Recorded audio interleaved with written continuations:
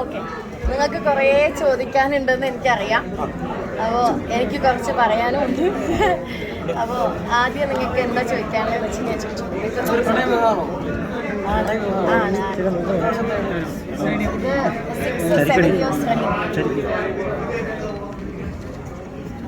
ഇന്നലത്തെ വിഷയമായിട്ട് ബന്ധപ്പെട്ട് എന്തെങ്കിലും ഒരു എക്സ്പ്ലനേഷൻ തരാനുണ്ട്. കാരണം സത്യം പറഞ്ഞു കഴിഞ്ഞാൽ എനിക്ക് ഭയങ്കര വിഷമായി. അന്ന് കല്യാണത്തിന് അന്ന് ഇവിടെ ഉണ്ടായ ആൾക്കാരാണ് നമ്മളെല്ലാവരും, വർഷങ്ങളായിട്ട് കാണുന്ന ആൾക്കാരാണ്. പിന്നെ ഞാൻ എൻ്റെ റിസപ്ഷന് ഞാൻ റെഡിയായി. എനിക്ക് സത്യം പറഞ്ഞു കഴിഞ്ഞാൽ ഇന്ന് എനിക്കങ്ങനെ മറ്റേ ആധികാരികമായിട്ട് സംസാരിക്കുന്ന ഒരാളല്ല ഞാൻ, എനിക്കങ്ങനെ അറിയില്ല. അപ്പോൾ എനിക്ക് സത്യം പറഞ്ഞു കഴിഞ്ഞാൽ എങ്ങനെ പറയുക, ഹൃദയം തുറന്ന് സംസാരിക്കാനാണ് ഇപ്പോൾ ഞാൻ. കാരണം നിങ്ങളിവിടെ നിൽക്കുന്ന എല്ലാവർക്കും ഇപ്പോൾ നിങ്ങളുടെ ക്യാമറയിൽ കാണുന്ന ഞങ്ങളുടെ ഫേസ് ആയിരിക്കും, പക്ഷെ നിങ്ങളെല്ലാവരെയും വർഷങ്ങളായിട്ട് അറിയുന്ന ഒരാളാണ് ഞാൻ. അപ്പോൾ എനിക്ക് സത്യം പറഞ്ഞാൽ സങ്കടം തോന്നി, ഭയങ്കര സങ്കടം തോന്നി. അപ്പോൾ ഇന്നലെ കല്യാണത്തിൻ്റെ ഇടയ്ക്ക് തിരിഞ്ഞു വരുമ്പോൾ എൻ്റെ കണ്ണ് നിറഞ്ഞിട്ടാണ് ഞാൻ വന്നത്. കാരണം എന്തൊക്കെയോ സംഭവിച്ചു, നിങ്ങൾ എന്തൊക്കെയോ ചോദിച്ചു. ഞാൻ എൻ്റെ കല്യാണത്തിന് നിങ്ങൾ വന്ന് പുറത്തേക്ക് വരുമ്പോൾ നിങ്ങളെല്ലാവരും എന്നെ വിഷ് ചെയ്യുന്നു, അങ്ങനെ ഒരു സന്തോഷത്തിൻ്റെ ഒരു മൊമെൻറ്റ് ഞാൻ പ്രതീക്ഷിച്ചു. പക്ഷേ എവിടെന്നോ നമ്മളെ കയ്യിൽ നിന്നൊന്ന് പാളിപ്പോയി. അപ്പോൾ എനിക്ക് ഭയങ്കര സങ്കടം വന്നു. അപ്പം അതിൻ്റെ ഒരു എക്സ്പ്ലനേഷൻ ഇന്ന് ഞാൻ റെഡി ആയിക്കൊണ്ടിരിക്കുമ്പോഴാണ് ഒരു യൂട്യൂബറിൽ ചെയ്തൊരു വീഡിയോ ഞാൻ കാണുന്നത്. അത് കണ്ടപ്പോൾ എനിക്ക് അതിനേക്കാളും വിഷമമായി. കാരണം നിങ്ങൾക്ക് എല്ലാവർക്കും അറിയാം എന്താ സംഭവിച്ചതെന്ന്. നമ്മൾ ഈ ക്യാമറയുടെ പിറകിലും ഞാൻ ക്യാമറ ഒന്ന് താഴ്ത്തു, എനിക്ക് നിങ്ങളോട് പേഴ്സണലായിട്ട് സംസാരിക്കാനുണ്ടെന്ന് പറഞ്ഞ് സംസാരിച്ച ഒരാളാണ് ഞാൻ, അല്ലേ? പിന്നെ ഈ പുറത്ത് നടന്ന വിഷയം എനിക്കറിയില്ല, അത് നിങ്ങൾക്ക് അറിയാലോ അല്ലേ? പിന്നെ എനിക്ക് സത്യം പറഞ്ഞു കഴിഞ്ഞാൽ നിങ്ങളൊരു ലിസ്റ്റിൻ്റെ കാര്യം ചോദിച്ചില്ലേ, ഇത് ഇന്നലെ കല്യാണം കഴിഞ്ഞ് പോയിട്ട് ഞാൻ അന്വേഷിച്ചത് എന്താ ഈ ലിസ്റ്റ് എന്നുള്ളത്. അപ്പോഴാണ് എനിക്ക് മനസ്സിലായത്. ഞാൻ നിങ്ങളുടെ സോഷ്യൽ മീഡിയ ഹെഡ് രാജേഷ് ചേട്ടൻ്റെ അടുത്ത് ഞാൻ മുന്നേ എല്ലാവരുടെ അടുത്തും പേഴ്സണലായിട്ട് അറിയുന്ന എല്ലാവരുടെ അടുത്തും ഞാൻ പറഞ്ഞിട്ടുണ്ട്, ഞാൻ കല്യാണം കവർ ചെയ്യണ്ട, നിങ്ങളെല്ലാവരും പറഞ്ഞു, പക്ഷേ ക്യാമറ ഇല്ലാതെ പറഞ്ഞു ഭക്ഷണം കഴിച്ചിട്ട് പോകണം എന്നല്ലേ. എൻ്റെ മൂവി പ്രൊമോഷൻ ഞാൻ പറഞ്ഞിട്ടുണ്ടായിരുന്നു, എൻ്റെ ഫ്രണ്ടിൻ്റെ കല്യാണത്തിൽ ഞാൻ എല്ലാവരുടെ അടുത്ത് സംസാരിച്ചാണ്. അപ്പോൾ ഞാൻ ഒറ്റ കാര്യമേ ഞാൻ അവിടെ പറഞ്ഞിട്ടുണ്ടായിരുന്നുള്ളൂ, മീഡിയയിൽ നിന്ന് വരുന്ന ആൾക്കാരെ എനിക്ക് ഒരുപാട് പരിചയമുള്ള ആൾക്കാരാണ്, ഭക്ഷണം കഴിക്കാതെ ആരും പോരുത്, അതെനിക്ക് നിർബന്ധമാണ്. നിങ്ങളുടെ അടുത്ത് ഞാൻ പറഞ്ഞു, അത് കഴിഞ്ഞ് എല്ലാവരും ഭക്ഷണം കഴിക്കണം, എന്ത് പ്രശ്നം ഉണ്ടെങ്കിലും എല്ലാവരും ഭക്ഷണം കഴിച്ചിട്ട് പോകണമെന്ന് ഞാൻ പറഞ്ഞിട്ടുണ്ടായിരുന്നു. അപ്പം പുള്ളി പറഞ്ഞതനുസരിച്ചിട്ട് അത് ഞാൻ നിങ്ങളെ വിളിച്ചു വരുത്തി അവിടെ എത്തുമ്പോൾ നിങ്ങൾ ഇത്രയും പേരുണ്ടെന്ന് കണ്ട് ഞാൻ അകത്തേക്ക് കയറ്റി. അങ്ങനെയാണോ സംഭവിച്ചത്? ആണോ? അല്ല, നിങ്ങൾ പറ, അങ്ങനെയാണോ സംഭവിച്ചത്? അല്ലല്ലോ. ഓക്കെ, ഞാൻ നിങ്ങളെ വിളിച്ചു വരുത്തി, നിങ്ങൾ എന്തായാലും എൻ്റെ കല്യാണത്തിന് വരണം എന്ന് പറഞ്ഞ് ഞാൻ ആരെങ്കിലും ഇതിൽ വിളിച്ചു വരുത്തിയിട്ടുണ്ടോ?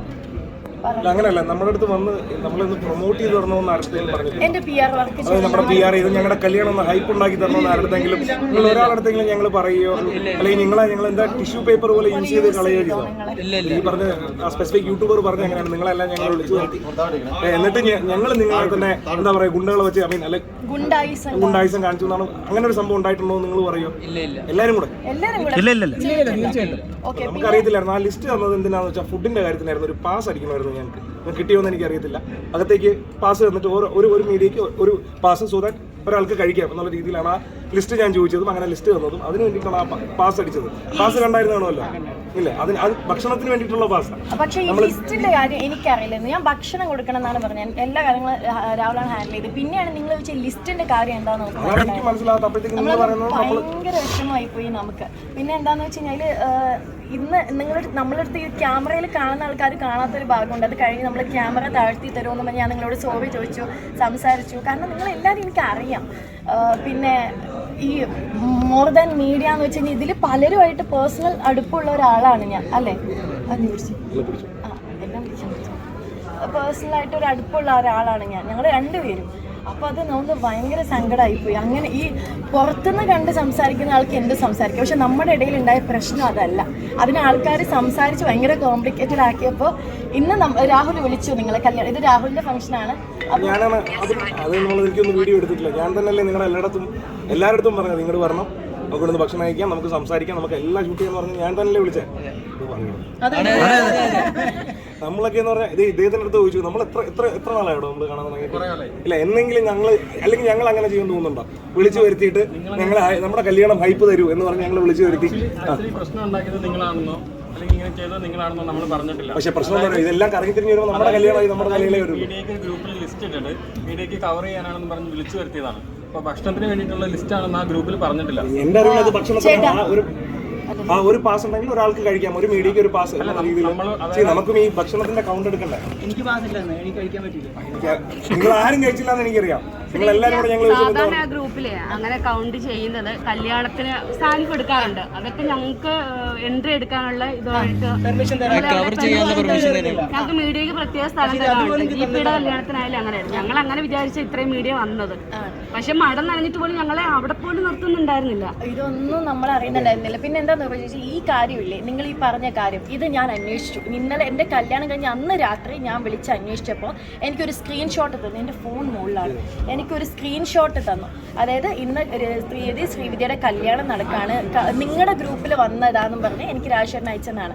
രാജേട്ടന് അല്ലേ, രാജേട്ടൻ, നമ്മുടെ രാജേട്ടൻ പറഞ്ഞു ഇതാണ് ഞാൻ അയച്ചത്, ഇന്ന് ഡേറ്റിന് കല്യാണമാണ്, അകത്ത് കവർ ചെയ്യാൻ സമ്മതിക്കില്ല, നിങ്ങൾക്ക് വരുന്ന ആർട്ടിസ്റ്റുകളുടെ എൻട്രി ഞങ്ങളുടെ രണ്ടുപേരുടെ എൻട്രി ആണ്, നിങ്ങൾക്ക് ഷൂട്ട് ചെയ്യാമെന്ന് പറഞ്ഞ് പുള്ളിയെ ഗ്രൂപ്പിലിട്ട സ്ക്രീൻഷോട്ട് എനിക്ക് അയച്ചിരുന്നു. കാരണം എനിക്കതിൻ്റെ ഉത്തരവാദിത്വമുണ്ട് അല്ലേ, എനിക്ക് നിങ്ങളങ്ങനെ ഹേർട്ട് ചെയ്തു എന്നുള്ളതിൽ പുറത്തെ ആൾക്കാർ എന്ന് പറയട്ടെ, മൂന്നാമത്തെ ആൾക്ക് അഭിപ്രായം പറയാൻ എളുപ്പമാണ്. ഇത് നമ്മളും നിങ്ങളും തമ്മിലുള്ള പറയുന്നതിൻ്റെ അത്രയും പ്രശ്നമില്ലാത്തൊരു കാര്യമാണ്. PR വർക്കിന് ഉപയോഗിക്കുക, പിന്നെ ടിഷ്യൂ പേപ്പർ പോലെ വലിച്ചെറിയുക. എനിക്കത് അതിനേക്കാൾ ഹേർട്ട് ചെയ്തത് ഇന്നലെ നമ്മൾ ക്യാമറ താഴ്ത്തി സംസാരിക്കുമ്പോൾ നമ്മൾ പറഞ്ഞു, ചേട്ടാ പിന്നെ ഞങ്ങൾ ഭക്ഷണത്തിന് വേണ്ടിയിട്ട് നിങ്ങൾ കഴിക്കാതെ പോരുതെന്ന് പറഞ്ഞപ്പോൾ അതിലൊരു ചേട്ടൻ നമ്മളടുത്ത് പറഞ്ഞു, ഇല്ല കണ്ടന്റ് കിട്ടിയാൽ മതി, അതാണ് ഞങ്ങളുടെ അന്നെന്ന്. അത് കേട്ടിട്ടാണ് ഞങ്ങൾ ട്രിവാൻഡ്രത്തേക്ക് നിങ്ങൾ വാന്ന് നമ്മൾ പറഞ്ഞത്. കാരണം നമുക്കറിയാം, നമുക്ക് നിങ്ങളെ അറിയാം. ഇതൊന്നും കണ്ടിട്ട് മൂന്നാമതൊരു അഭിപ്രായം പറഞ്ഞത് ശരിയാവുമോ? അത് പറയണത് ശരിയാണോ? അതിലുള്ള പല കാര്യങ്ങളും ശരിയാണോ? അപ്പോൾ എനിക്കത് ഭയങ്കര ഹേർട്ട് ചെയ്തു. അപ്പോൾ എനിക്കിന്ന് നിങ്ങളുടെ അടുത്ത് സംസാരിക്കണം. എൻ്റെ സൈഡിൽ നിന്ന് അങ്ങനെ എന്തെങ്കിലും ഉണ്ടായിട്ടുണ്ടെങ്കിൽ, ഞങ്ങളുടെ സൈഡിൽ നിന്ന് അങ്ങനെ എന്തെങ്കിലും ഉണ്ടായിട്ടുണ്ടെങ്കിൽ ക്ഷമ ചോദിക്കണം. അങ്ങനെ ഉണ്ടായിട്ടില്ല എന്നുള്ളതാണ് എൻ്റെ ഒരു വിശ്വാസം അല്ലേ. സ്റ്റാൻഡിങ്ങിന്റെ പുറത്താണ് ലിസ്റ്റ് ഉണ്ടാക്കിയെന്ന് പറയുന്നില്ല. പക്ഷെ അതനുസരിച്ച് ഞങ്ങൾ എടുക്കാൻ കൂടി സമ്മതിച്ചില്ല എന്നുള്ളതാണ്. നമുക്ക് ഉള്ളിൽ കയറാൻ ഒരു താല്പര്യം ഉണ്ടായിരുന്നില്ല, ഉള്ളിൽ കയറാണ്ട്. അത് ഓൾറെഡി നേരത്തെ ആ ഗ്രൂപ്പിലിട്ട മെസ്സേജിൽ പറയുന്നുണ്ടായിരുന്നു, ഉള്ളിൽ കയറി വീഡിയോ എടുത്ത് കഴിഞ്ഞാൽ സ്ട്രൈക്ക് വരുമെന്ന് പറഞ്ഞിട്ടുണ്ടായിരുന്നു. അതുകൊണ്ട് നമുക്ക് കയറാനുള്ള താല്പര്യമില്ലായിരുന്നു. ഞങ്ങൾ ഇത്ര ഉദ്ദേശിച്ചുള്ളൂ, വരുന്ന ആർട്ടിസ്റ്റിൻ്റെ ആ എൻട്രി ഒന്ന് എടുക്കണം, അത് മാത്രമായിരുന്നു ഞങ്ങളുടെ ഉദ്ദേശം. പക്ഷെ അതുകൂടി അത് പറ്റുന്നില്ല എന്ന ബൗൺസേഴ്സ് അതുകൂടി സമ്മതിച്ചില്ല എന്നുള്ളതാണ്. ഇതൊക്കെ പിന്നെ ഞങ്ങളുടെ വീഡിയോ കാണുമ്പോഴാണ് പക്ഷേ ഈ ഇൻസ്ട്രക്ഷൻ ബോഡി ഗാർഡിന് കൊടുത്താണ് നമുക്ക്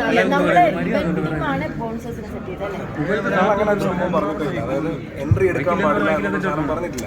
മേ ബി അവർ അകത്തോട്ട് കയറാൻ, ഞാൻ ആ വീഡിയോ ഞാൻ കണ്ടായിരുന്നു. അപ്പോൾ അതിൽ എനിക്ക് മനസ്സിലായത് അകത്തോട്ട് കയറാൻ ചെല്ലുമ്പോഴാണ് അദ്ദേഹം ഈ പറയുന്ന സോക്കോൾ ബൗൺസർ വന്ന് വെളിയിലോട്ട് ആക്കുന്നതും. അല്ല ഞാൻ കണ്ടില്ല, ആ സ്റ്റെപ്പില്ലേ, ആ സ്റ്റെപ്പ്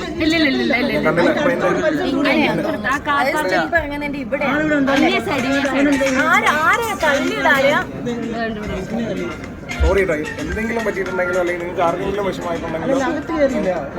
അല്ലല്ല, ഞാൻ ആ വീഡിയോയിൽ കണ്ടതെന്ന് പറഞ്ഞാൽ പുള്ളി ഇങ്ങനെ ചെല്ലുന്നു, അപ്പോഴത്തേക്കാണ് തള്ളി ബാക്കിലോട്ട് കൊണ്ടുവരുന്നത്.